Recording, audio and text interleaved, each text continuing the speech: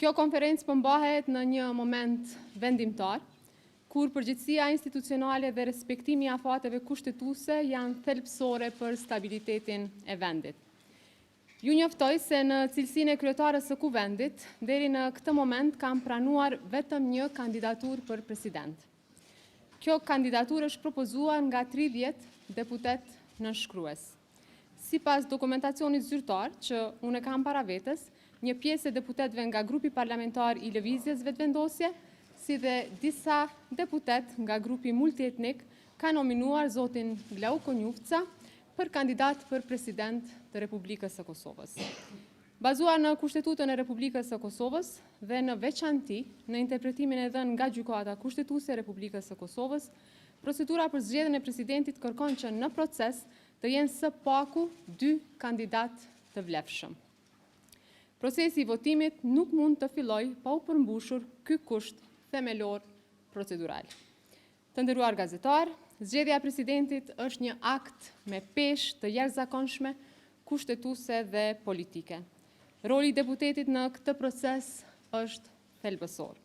Deputetët nuk janë vetëm përfaqësues politik të subjekteve të tyre, por përfaqësues të drejtë për drejtë të qytetarëve të Republikës së Kosovës. Përmes nënshkrimit të një kandidature, ata mundsojnë hapjen e procesit demokratik të zgjedhjes, duke kontribuar kështu në funksionimin normal të institucioneve në Republikën e Kosovës. Mosveprimi në një moment të tillë nuk është thjesht një qëndrim politik, por ka pasoja të drejtë për drejta në përmbushjen e detyrimeve kushtetuese të Kuvendit. Si rjedhoj, derisa nuk kemi së paku 2 kandidat që kanë siguruar mbështetjen e nevojshme prej 30 deputetësh, unë nuk mund të thras seancë për zgjedhjen e presidentit. Mund të ketë kërkesa për seanca të jashtëzakonshme, por seancë për zgjedhjen e presidentit nuk mund të ketë pa i pasur së paku 2 kandidat.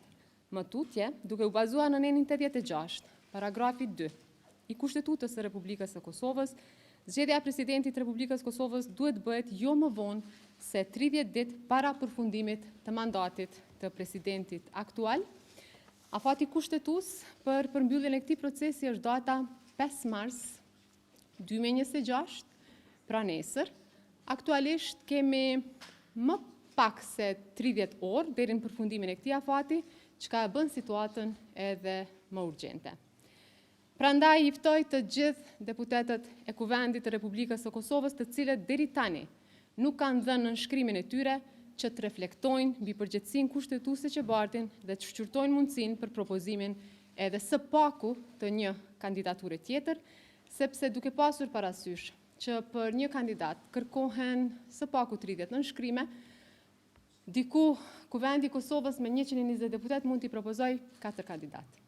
Pra ne kemi vetëm një, por për ta filluar procedurën na duhet edhe një tjetër.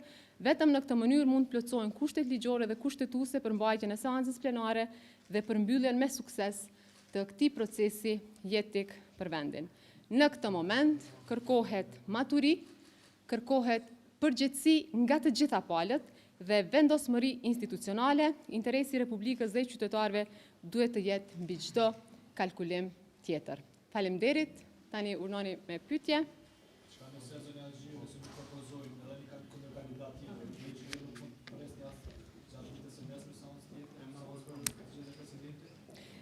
Seanca për zgjedhjen e presidentit pra thirret vetëm kur janë 2 kandidat, me nga 30 nënshkrime. Pastaj nuk është në mandatin tim që të verifikoj ato nënshkrime, por ngarkohet Komisioni për Legjislacion, pra aty për aty në atë seancë, dhe pastaj Komisioni për Legjislacion e prezanton raportin në seancën plenare dhe ai raport votohet. Vetë pak lutem se si përgjigja ende. Prandaj duke pasur parasysh që nuk i kemi 2 kandidat, nuk mund të thras seancë për zgjedhjen e presidentit. Deputetët e Kuvendit sipas Kushtetutës mund të thrasin seanca të jashtëzakonshme me 40 nënshkrime, me mbyt 40 nënshkrime për të diskutuar për këtë çështje, mirë po jo seancë për zgjedhjen e presidentit. Pra nuk mund të futemi në procedura, sepse edhe Kushtetuta, por sidomos aktgjykimi i gjykatës kushtetuese thekson që duhet të jenë së paku 2 kandidat. Ju keni thënë vetë zoti Kurti ka thënë që jemi në dispozicion për të siguruar 60 të nënshkrime për 2 kandidat. Se shkuat vetëm me 1 kandidat, është e qëllimshme kjo, dhe a konsideroni dështim që s'keni arrit marrëveshje si parti fituese për të gjetur konsensus rreth një emri për president?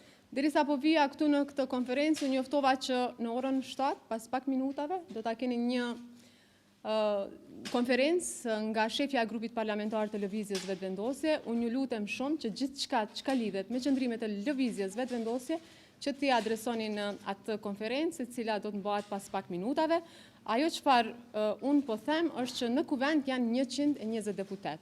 Janë edhe 90 deputet të cilët nuk e kanë dhënë nënshkrimin për një kandidat. Prandaj është e rëndësishme sepse unë mendoj që Kosova ka si me thënë, emra të përveçëm, të cilët mund të propozohen për këtë pozicion, prandaj për këtë post, prandaj është e rëndësishme që ata 90 deputet ta bëjnë një gjë të tillë. Pra ta ushtrojnë të drejtën e tyre. Në këtë rast, në momentin që do të kemi pra edhe një kandidat tjetër, natyrisht që ne do të procedojmë. A patë diçka? A e njëjta?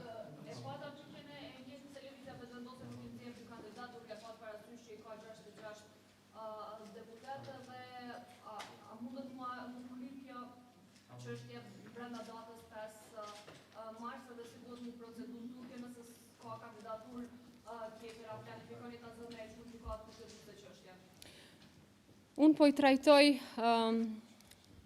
dy çështje që ndërlidhen me mënyrat se si vendi shkon në zgjedhje në situatat aktuale. Në situatat aktuale, vetëm në qoftë se në raundin e tretë, asnjëri prej kandidatëve nuk i merr votat 61, siç thuhet në kushtetut, për të bërë president i Republikës së Kosovës, pastaj vendi shkon në zgjedhje të jashtëzakonshme.